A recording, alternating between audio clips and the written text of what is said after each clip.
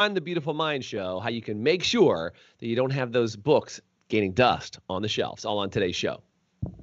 Your mind is a beautiful thing, but if left unattended, it can get ugly real quick. If you're not constantly curating the content your mind consumes on a daily basis, then your surroundings will dictate your daily thoughts, habits, behaviors, and actions. This show has only one goal: to leave your mind more beautiful than it was when you arrived. Welcome to the Beautiful Mind Show.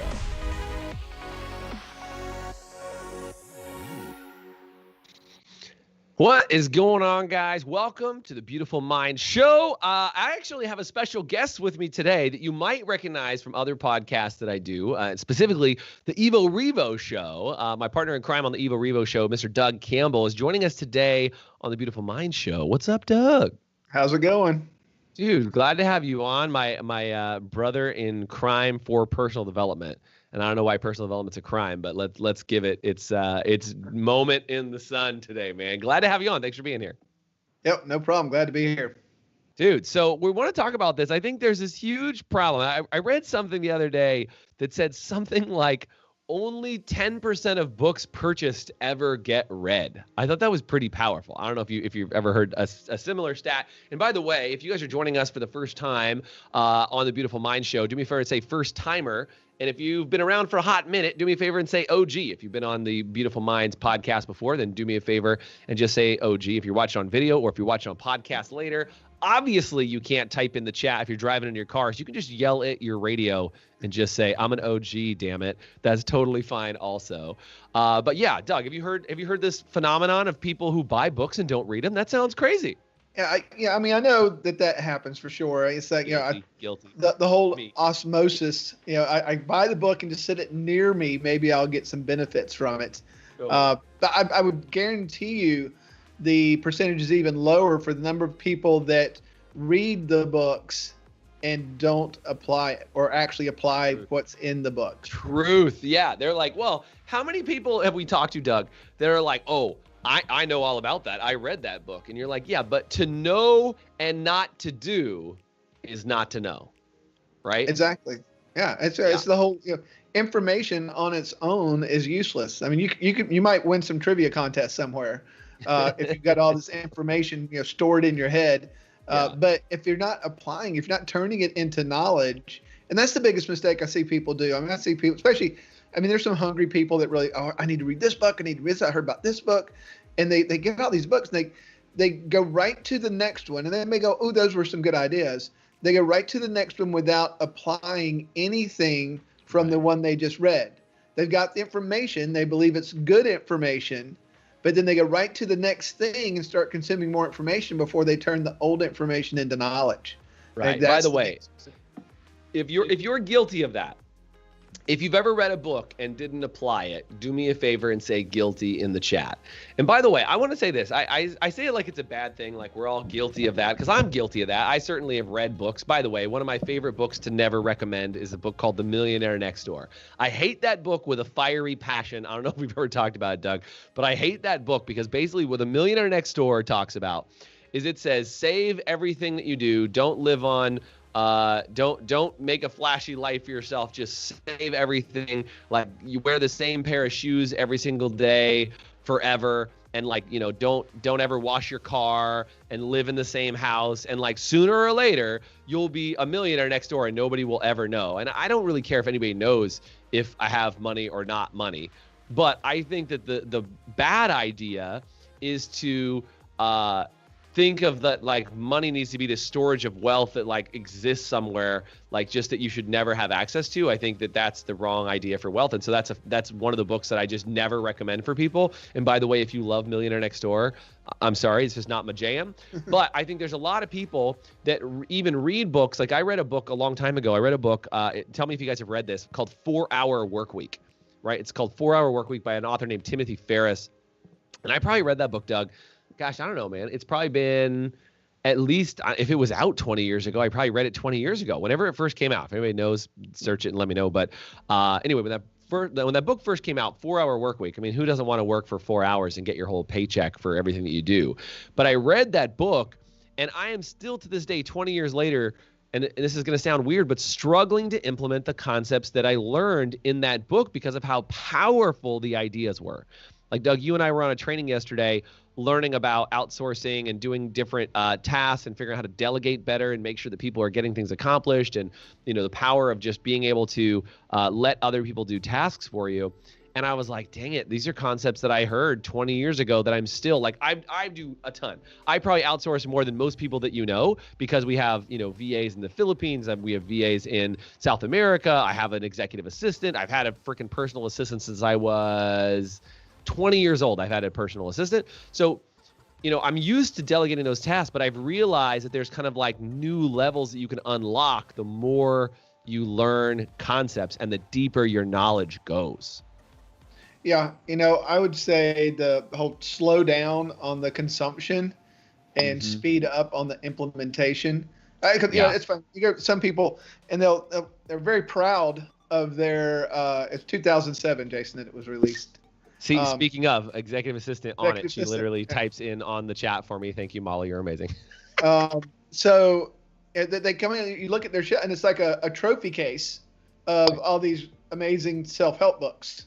Or you know, great business books or all this stuff. Right. It's like, but then the person's not doing any of it. It's like, what's the purpose of having, even if you consume, if you can tell me what's in each one, but you're not applying that, then it's worthless. The best book in the world, the best training in the world is absolutely worthless if there's not some form of implementation associated with it, unless you're looking for strictly entertainment value. Yeah, and I think that, I mean, if you're going to read the latest, like, you know, Stephen King novel, then a whole different story. But I think for so many people, you read a book and they just consume it. And Doug, we talk about this all the time, people who are in our academy that we run, is that people come in and they try to go through like binge watching Netflix, right? And by the way, these are personal development junkies. I meet them all the time. And by the way, I used to go to a lot of personal development seminars and conferences and things like that. You remember when we used to do conferences in person? You remember when that was all happening, Doug? We used to go to places. That was fun. We are, and by the way, if you don't know, we're actually back to doing some in-person conferences coming up here pretty soon, coming up in July. We've got some in-person conferences, so that's going to be fun. And I can't wait to see people again in real life. It's going to be awesome. But what I will say is that you meet these personal development junkies over and over again. It used to drive me crazy. Is these people would go to these real estate conferences and personal development conferences, and they would love everything about the conference, and then they would go home and divorce their wife, bankrupt their company. They would do all these things, and I'm like, what is going on? And they're like, oh, I just feel so much better about my life because everything is great. But like their whole life fell apart, and it just fell to shambles because they weren't actually implementing what they knew it. And they would use the words, they would speak all of those things out of their mouth. But when you looked back at what was going on, everything was falling apart. It was super chaos, and they weren't actually implementing it. And Doug, you mentioned this. I just want to clarify it in a phrase, is it's always implementation over information. You cannot binge watch your way to success. You can binge watch your way to entertainment, but you cannot binge watch your way to success. Yeah, or read, either one, or listen to Audible. You know, however you're consuming the information. It is about turning. That's why I say slow down on the information coming in and go back and look, what were the things I really think would make a difference in my life or in my business, and need to back up and actually implement those things. Because I mean, I've been guilty of this too. I think you get something really great that comes along and you're like, yeah, I need to put that in. And then if you're not careful, more information comes in and kind of pushes that back, and then it never gets put back in. Or it gets put, you know, years later, which, you know, could just slow you down exponentially in personal development and business development. I think there's a lot to be said for slowing down. Am I implementing something? What's the key one or two things that I want to implement from this? Implement that, then go to your next piece of information and consumption. You've probably heard this before, guys, and if you have, let me know. But this idea that like you've ever heard the term, you've got to slow down to speed up? I want to modify that for you. If you've heard that, say I have. But I want to modify it. You've got to slow down to level up. I'll say it again. You got to slow down to level up. And here's why. It's not that you got to slow down your speed of operation. You've got to slow down the intake of information. Okay? Because, Doug, you can get in this spot, I think, sometimes called overrun, right? Where it's like, let's say your mind can handle and manage about I don't know, whatever. Let's say it's 20 little bits of information that you go, okay, these are 20 things that I want to handle and manage. Or maybe it's 10 things. Or maybe for some of you it's 2 things. Or maybe for some of you it's 100 things. But everybody's got their limit of how many things they can remember and implement. And even if they write them down, they've got a limit. Everybody's got a limit. And when you start pouring it in, it's kind of like having a cup and pouring water in the top. Sooner or later, reading another book is like pouring water on an already full cup. It just overflows and overflows and overflows and overflows. And you're like, oh, I'm so glad I'm reading every single day. It feels so good for me to keep reading. And you're like, yeah, but you've never taken the time to stop and take a drink. And that stop and take a drink is when you actually install that into your mind and the information actually becomes implemented. Yeah, that made me think of something else, Jason. I think some of the thing is people get a certain amount of, and I mean, I'm guilty of this too, get a high off of consuming certain types of information. Like, right. Oh, this is so good. This is so good. And there's a little endorphin rush of, oh yeah, because you start to kind of manifest what that could be in your life. Sure. But then you don't actually do the real thing and actually really improve your life or really improve your business. And then you go to the next information that you get another high from, and it's that vicious circle. So then it's the event or the consuming of the information that you're getting your kick from, not the benefit of what that information could do for you. It's just like totally. People, you're talking about personal development junkies and stuff. Like people that are hooked on conferences. It's like, you go, and I could name off a ton of different conferences that people go to, and they keep coming back. They feel amazing at the conference, and they don't do anything. They don't really shift anything. They stay in the same place. Right. If it's a business thing, they've never really developed their business out. This person, they've got the same problems the next time that they come around that they had the first time that they came around. But they're going to come to that conference, though, because they got that endorphin high off of receiving the information and manifesting in their mind what they could be like. Right. But then not actually doing it and becoming it. And you bring up a great point, Doug, because that's the difference between internal motivation versus external motivation, right? Is some people are just waiting for somebody else to motivate them. And I think this happens very often, right? Is like if you go to and I'll just say Tony Robbins conference, for example. It's a hype show. It's edutainment. It's entertainment. It's exciting. He makes you do all these things. You can go walk on fire. You can do all this other crazy stuff while you're there. And like it's educational and informative when you're there. But there are people who've been going to those conferences for the better part of the last 10 years and have never grown their businesses and have never developed and are still trying to figure out what's going on because they wait for that moment for them to feel good at the conference instead of creating the internal motivation that's required to actually implement those things in their world every single day. And I think for so many people, this idea that implementation is important. So let's talk about how the hell do you install this stuff, Doug? How do you implement some of these things in your world? Because I think for a lot of people, this becomes a challenge. And by the way, I just realized we're overdue for a break, and I'm just going to quickly throw out a off the top of my head commercial for this because we don't have our commercial ready to rock yet. But if you have not got signed up for a 7-day Beautiful Minds challenge and you want access to the Beautiful Minds 7-day challenge, it's an amazing challenge. It'll help you get a taste of what you are capable of just inside 7 days to forever change your life. Do me a favor and comment 7-day below, and we'll give you free access to the 7-day challenge. We'll also get you access to our Beautiful Minds Facebook group. And if you're not in the Facebook group yet, just comment group. So if you want the challenge, comment 7-day. If you want the group, comment group, and we'll directly send you a link to it to give you all kinds of other free tools. All the podcasts live inside the Facebook group, so you can go back and rewatch any of these episodes. Speaking of getting them implemented and being able to like get this stuff installed in your brain, and also we have an entire app for you that has access to dozens and dozens of resources and hundreds of videos for you to get access to.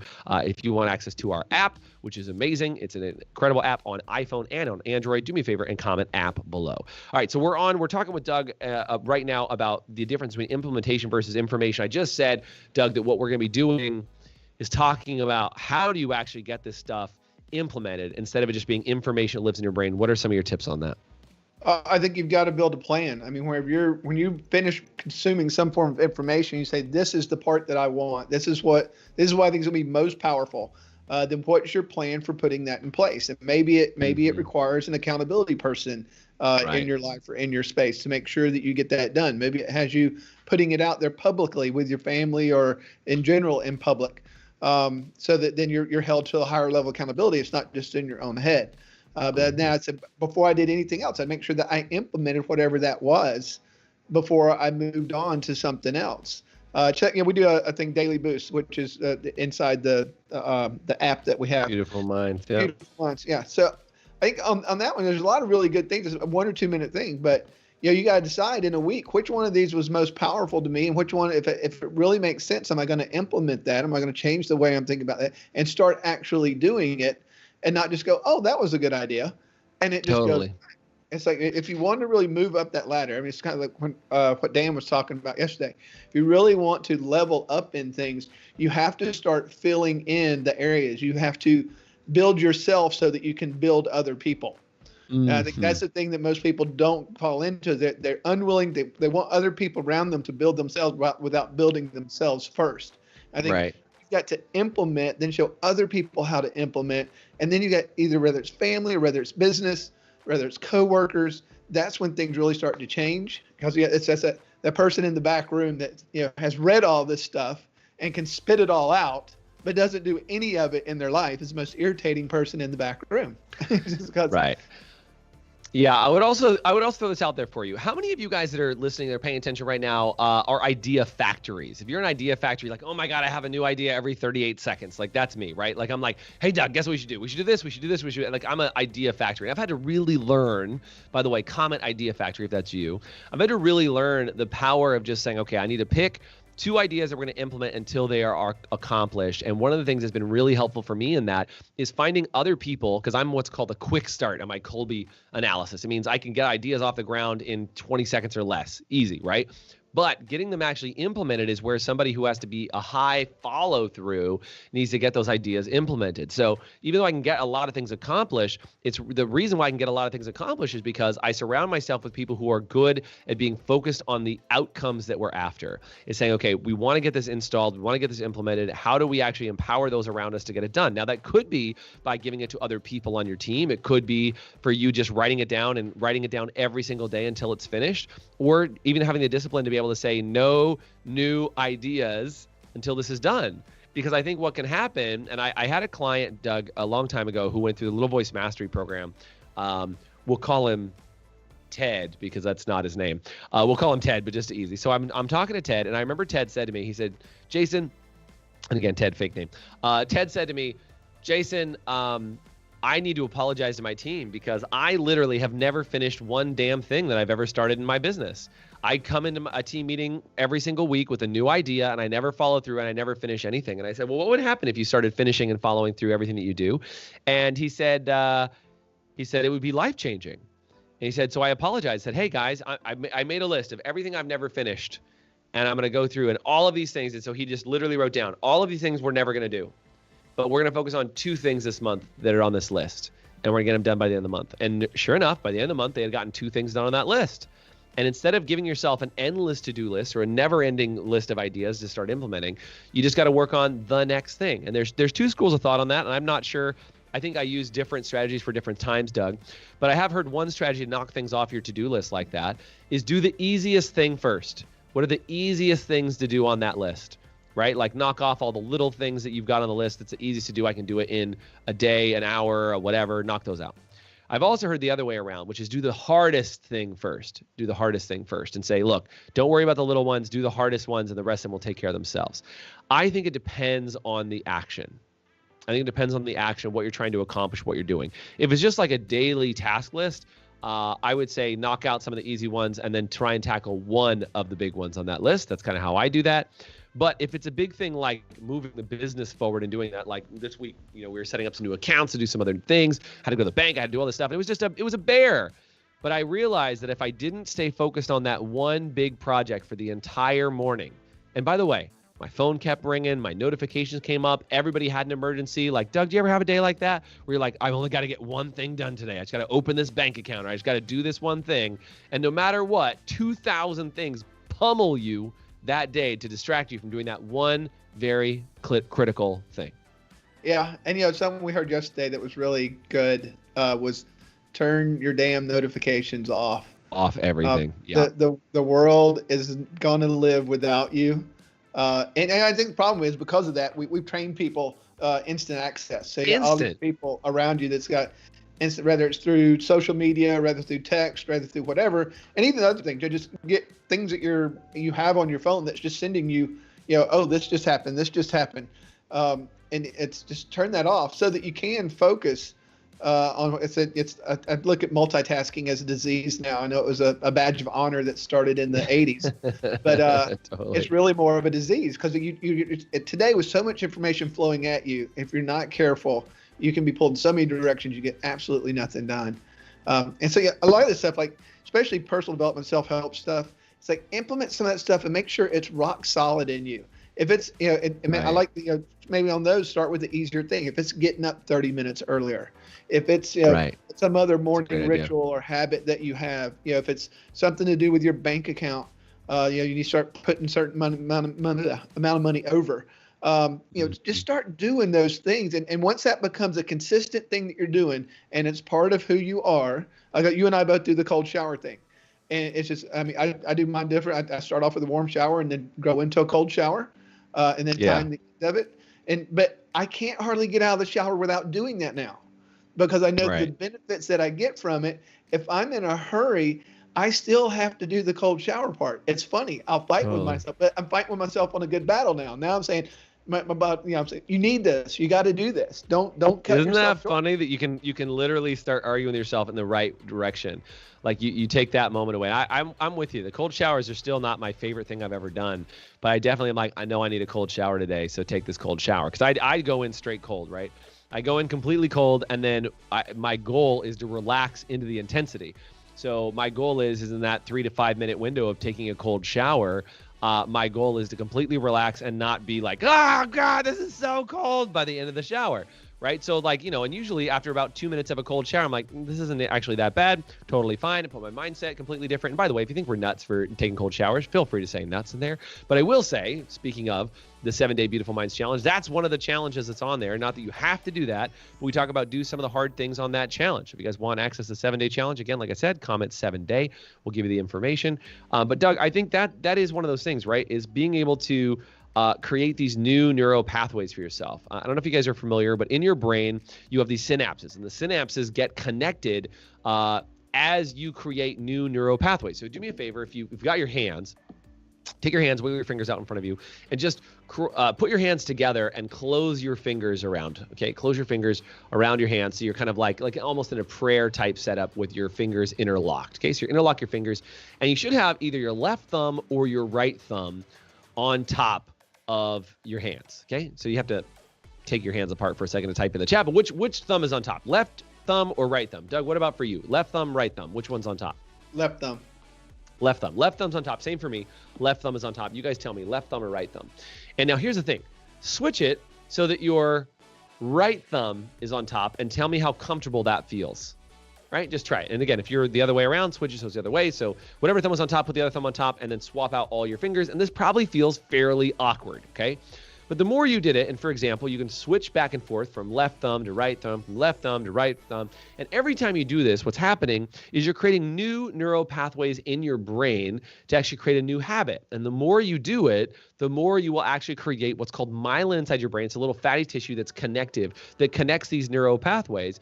And the more myelin you have around that neural pathway, the faster that connection will happen. So the reason why for Doug now at this point where he takes these warm showers and then to go into cold showers, or for me, I get in those cold showers, is the more we do it, the faster that neural pathway can fire inside of our mind and create a totally new neural pathway. That same exact thing happens with money. It happens with your personal life. It happens with your business life. It happens with all those things. And so, but here's the thing I want you to catch. Myelin takes time to develop. I'll say it again. Myelin takes time to develop. So if you create a neural pathway and you don't ever spend the time to build up the myelin around that neural pathway, guess what? That neural pathway will fail because your body literally says that's not a path that we're going to use that often, so let's get rid of it. Your brain is an efficiency machine designed to get rid of systems that you don't need or you don't use that often and replace them with ones that you need more often. Okay, so if you're going to create new neural pathways, or you're gonna take a habit from a book and actually install it in your life, you've got to do it over and over and over again and actually burn a pathway into your mind with all of this myelin built up over a period of time. The problem is you've got a lot of myelin about hitting that refrigerator and going and getting a snack. You've got a lot of myelin in your brain about sitting on the couch and binge watching some Netflix. You got a lot of myelin in your brain about doing the same habits you have every single day at your work that prevent you from earning the money that you want. There's a lot of fatty tissue on there. But as you create new neural pathways and you start to build up that myelin, it'll actually help that synapse fire faster. You'll start arguing with yourself for good ideas, and you'll become your own hero and your own advocate. And Doug, I just realized we are out of time, brother, man. Anything you want to say as we wrap this thing up? No, just, in the mind, it does create shortcuts. They could be good shortcuts or they could be negative shortcuts. So just be aware that you're consciously trying to do new ones. I'd say go dust off a book that you really liked that was a self-improvement book, reread it, and implement 2 things from it.